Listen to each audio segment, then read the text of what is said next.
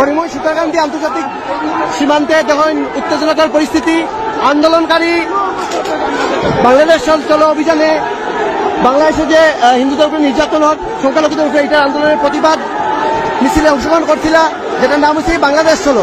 তারা এখানে আইসই না ইয়া সীতাকান্তি বর্ডারে, আবার পরে এখানে প্রথম ব্যারিকেডে পুলিশে তারা আটকাইছে, 2 নম্বর এখানে হয়েছে বিএসএফ।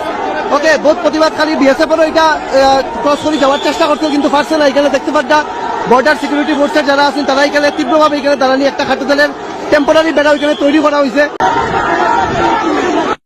হরিময় সীতাকান্তি আন্তর্জাতিক সীমান্তে যখন উত্তেজনাকর পরিস্থিতি, আন্দোলনকারী বাংলাদেশ চলো অভিযানে বাংলাদেশে যে হিন্দুদের উপরে নির্যাতন হোক, সংখ্যালঘুদের উপরে এটা আন্দোলনের প্রতিবাদ মিছিলে অংশগ্রহণ করছিল, যেটার নাম হচ্ছে বাংলাদেশ চলো।